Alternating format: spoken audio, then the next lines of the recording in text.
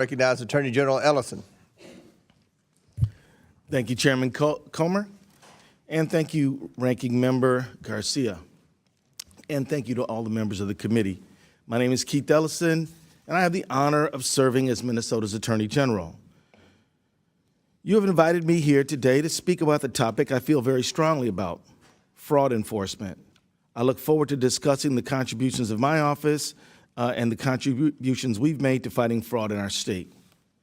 Fraud in government programs is reprehensible. It takes food from the tables of the hungry. It takes shelter from those without it.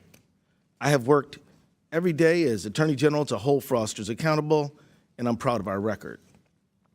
We've won 300 Medicaid fraud convictions, more than any other state of similar size, and recovered over $80 million for Minnesota taxpayers.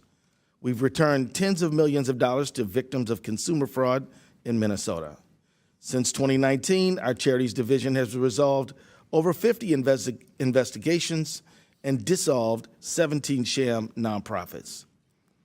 It's important to note that under Minnesota law, my office has limited jurisdiction over criminal matters. The only kind of criminal case we can prosecute all on our own is Medicaid fraud. Any other kind of criminal case must be referred to us by county attorneys. Still, we've punched above our weight where we do have criminal jurisdiction. I'm proud of that. Over the past 6 years, my Medicaid fraud control unit has ranked 5th in the nation in fraud convictions. Last week, I urged the state legislators to pass a bipartisan Medical Assistance Protection Act, which would give us additional resources to prosecute Medicaid fraudsters. Where fraud occurs outside of our jurisdiction, my office has and will continue assisting our local and federal partners.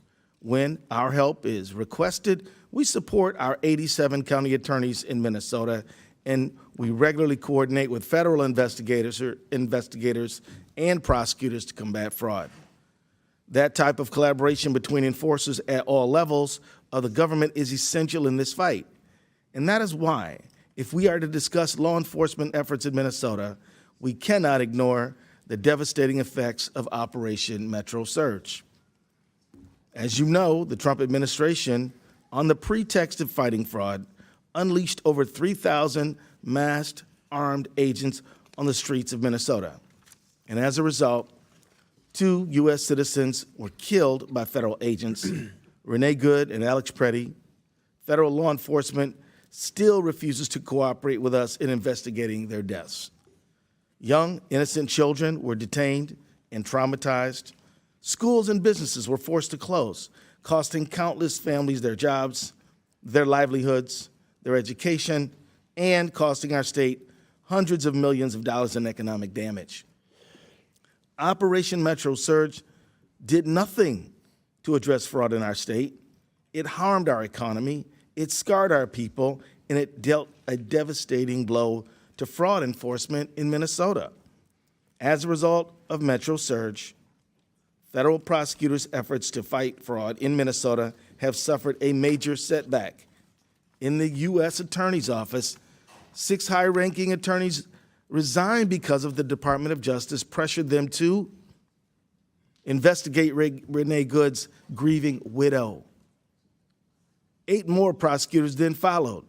The remaining staff should be spending their time prosecuting fraudsters and criminals. Instead, they are drowning in immigration-related petitions resulting from Operation Metro Surge. Mr. Chair, members of the committee, we cannot combat fraud without consistent messaging and support from our political leaders. All sides, Republicans and Democrats, the federal government and the states, must work together if we are going to win the fight against those who would steal from the public. We need our leaders to unite in that effort, not to use it as a political tool to score political points. I stand ready and willing to work with the members of this committee to advance the cause of holding fraudsters accountable. Now more than ever, we need coordinated, cooperative engagement across law enforcement if we are to achieve our goals. I look forward to your questions. Thank you, General. Now recognize